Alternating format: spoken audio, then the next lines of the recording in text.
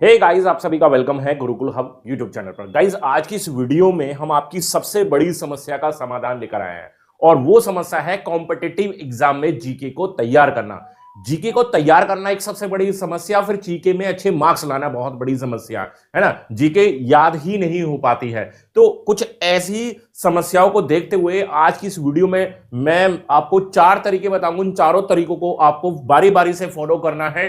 Definitely आप GK में अच्छा खासा स्कोर कर लेंगे, गारंटी के साथ, है ना। मेरे कहने से 15-20 दिन इस पर काम करके तो देखिए, आपको खुद से लगने लगेगा कि हां, आपका स्कोर इंक्रीज होगा, आपको जो आप पढ़ रहे हैं वो आपको याद रह पा रहा है।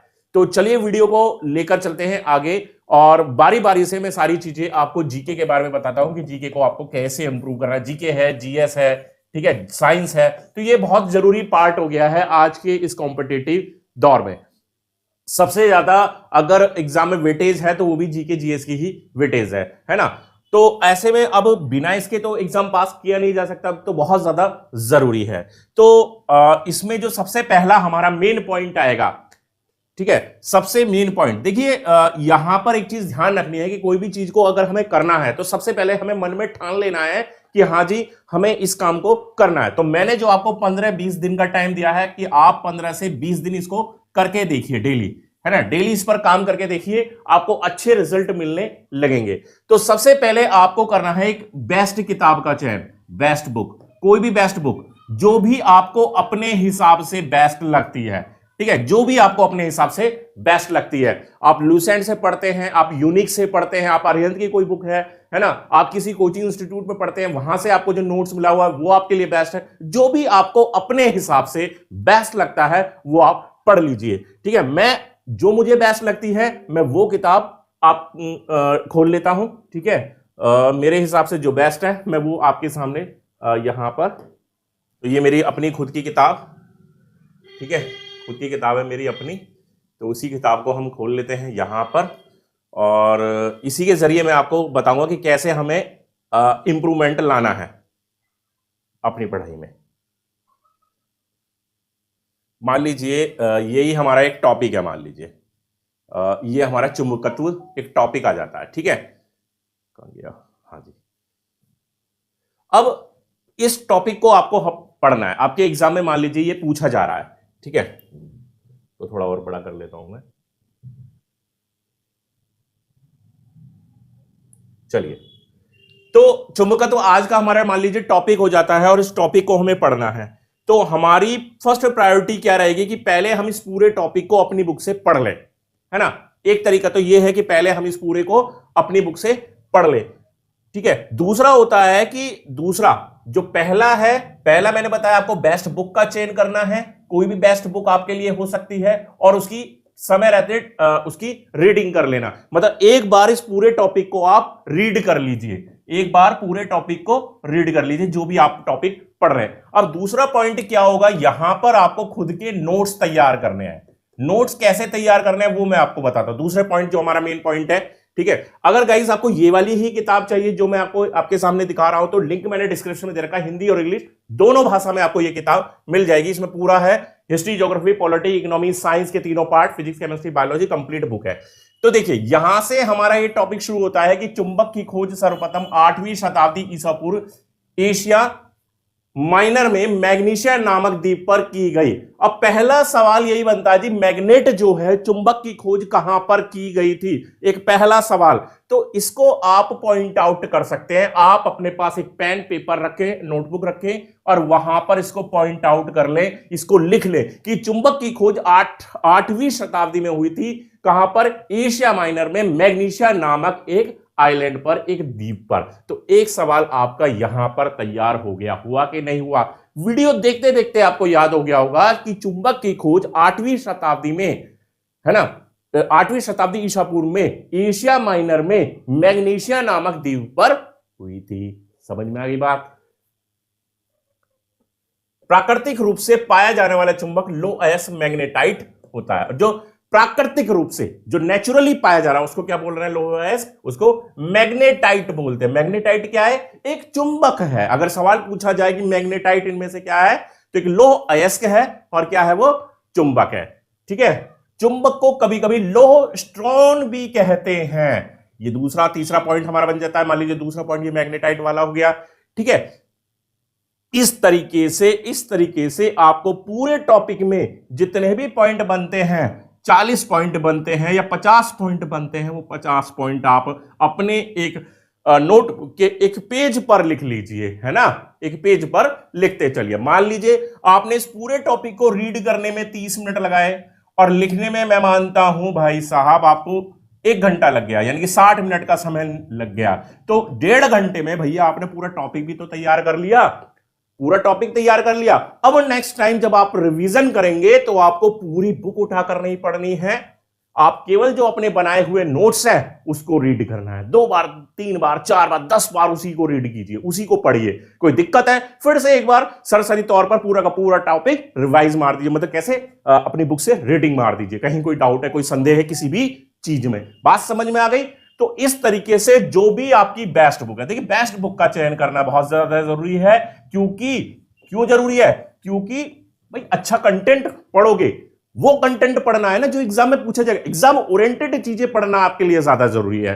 तो इसलिए अच्छा कंटेंट जिस बुक में हो, जो भी आपको बेस्ट बुक लगती है वो उठाइए और उसमें से अपने नोट्स तैयार कीजिए। तो 2 बातें, पहला बेस्ट बुक लीजिए, उसकी रीडिंग कीजिए एक बार, जो भी आधा घंटा 35 मिनट जितना भी समय लगता है टॉपिक पर, और फिर उसका 50-60 मिनट जो भी लगते हैं उसके मेन 40-50 पॉइंट को तैयार करके एक नोट्स तैयार कीजिए। ठीक है, बात समझ में आ गई। ये वाली बुक आप डाउनलोड कर लीजिए, लिंक मैंने डिस्क्रिप्शन में दे रखा है, वहां से ये डाउनलोड हो जाएंगी, हिंदी इंग्लिश दोनों ही भाषा में। ठीक है, चलिए दूसरी बात क्या बताई मैंने? दूसरी बात मैंने बताई कि नोट्स तैयार करने हैं, नोट्स प्रिपेयर करें। ठीक है, नोट्स प्रिपेयर करें। तीसरा पॉइंट आता है भाई किताब भी अच्छी चयन कर ली, नोट्स भी तैयार कर लिए, यानी कि पूरी तैयारी अच्छे से कर ली। अब तीसरा पॉइंट आता है कि प्रीवियस ईयर क्वेश्चंस उठाइए। प्रीवियस ईयर जो भी आप परीक्षा दे रहे हैं उस एग्जाम से संबंधित आप क्वेश्चन उठा सकते हैं। और मैं तो ये कहता हूं भैया, आपका अगर ग्रुप डी का पेपर है, ग्रुप डी का पेपर है तो ग्रुप डी के तो क्वेश्चन पढ़ ही लीजिए जीके जीएस में। अगर एनटीपीसी के भी क्वेश्चन मिल रहे हैं ना तो वो भी पढ़ डालिए, है ना। एनटीपीसी के भी सारे पेपर आप पढ़ डालिए। 12,500 क्वेश्चन हमारे पास हैं, मैथ रीजनिंग जीके जीएस के मिलाकर, और जीके के तो ज्यादा होंगे इन 12,500 में, है ना। आधे से ज्यादा तो जीके के ही होंगे, और लिंक डिस्क्रिप्शन में मिल जाएगा उसका भी, वो भी डाउनलोड करके उनको भी पढ़ डालिए सारे। ठीक है, तो ग्रुप डी भी पढ़ लीजिए और ये भी पढ़ लीजिए। मान लीजिए एसएससी का सीजीएल एग्जाम है तो सीजीएल के तो क्वेश्चन पढ़िए, साथ में सीएचएसएल के क्वेश्चन मिल जाते हैं तो वो भी आप पढ़ लीजिए। साथ ही एमटीएस का क्वेश्चन है वो भी आप पढ़ डालिए। ठीक है, जीडी में भी अगर क्वेश्चन आया है तो वो भी आप पढ़ डालिए। ये नहीं कि सीजीएल वाला क्वेश्चन सीजीएल में ही आएगा, समझ रहे हैं ना। चुंबक की खोज कहां पर हुई, अब ये जरूरी थोड़ी कि सीजीएल में आ गया तो सीएचएसएल में नहीं आएगा, या एमटीएस में नहीं आएगा, जीडी में नहीं आएगा, या एनटीपीसी में नहीं आएगा, या एनटीपीसी में आ गया तो ग्रुप डी में नहीं आएगा। ऐसा तो नहीं है ना, कहीं कोई प्रतिबंध तो है ही नहीं।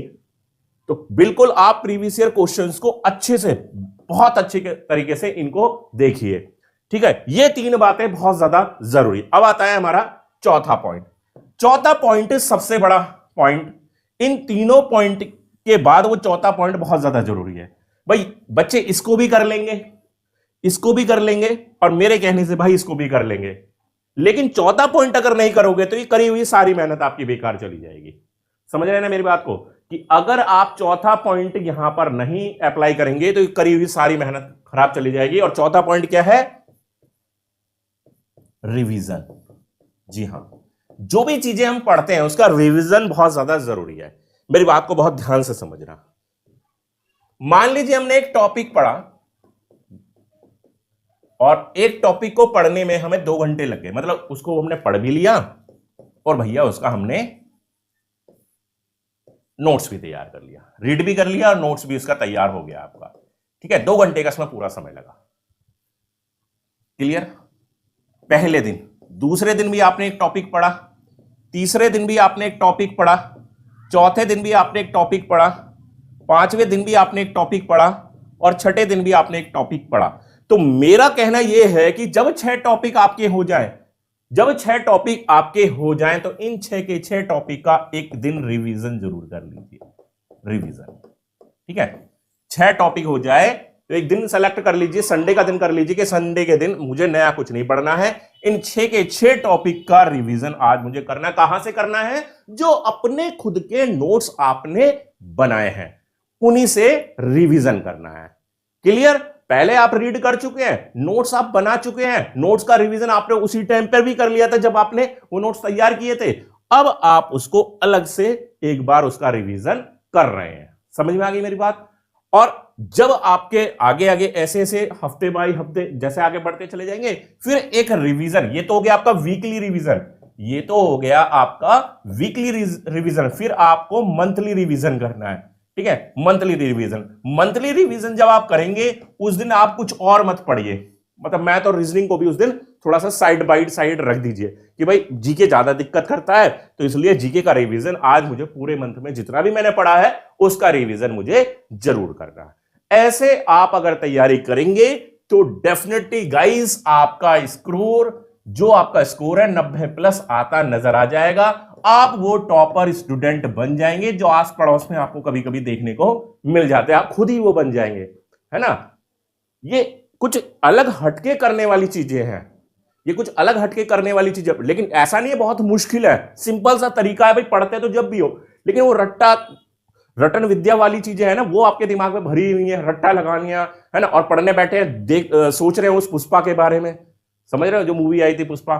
तो ऐसा नहीं है, दिमाग को पूरी तरह से सेंट्रलाइज रखिए अपने पढ़ाई पर, पूरा फोकस आपका केंद्रित, दिमाग कहां केंद्रित होना चाहिए? आपकी पढ़ाई पर। ठीक है, मूवी देख ली, अच्छी बात है, नहीं देखी तो भी देख लीजिए, वरना जब तक देखेंगे नहीं तब तक दिमाग इधर उधर भटकता रहेगा। देखो और तुरंत उसको दिमाग से निकाल दो और पूरी तरह से फोकस अपनी उस चीज पर कर दो, उस पढ़ाई पर जो आपको सफलता दिलाने वाली है और जो आपको नौकरी दिलाने वाली है। तो ये 4 तरीके स्टेप बाय स्टेप आपको अपनी प्रिपरेशन में शामिल करने हैं। क्लियर होगी सारी चीजें? कोई डाउट है अभी भी? कमेंट में मुझे बताइए। ठीक है, हमारी जितनी भी पीडीएफ है, जो भी कंटेंट है, जनरल स्टडीज की जो बुक मैंने अभी बताई है, एनटीपीसी के प्रीवियस सेट हैं, ठीक है, एनटीपीसी के मॉक टेस्ट है, ग्रुप डी के मॉक टेस्ट हैं, इंग्लिश की नई बुक आ चुकी है एसएससी सीजीएल सीएचएसएल वालों के लिए। तो सारी चीजें आप हमारी वेबसाइट www.gurukitab.com से डाउनलोड कर सकते हैं, लिंक मैं वीडियो के डिस्क्रिप्शन में आपको प्रोवाइड करा रहा हूं। तो चलिए गाइस, मिलते हैं नेक्स्ट वीडियो को लाइक कर दीजिए, शेयर कर दीजिए, मिलते हैं नेक्स्ट वीडियो में, तब तक ले बाय, थैंक यू।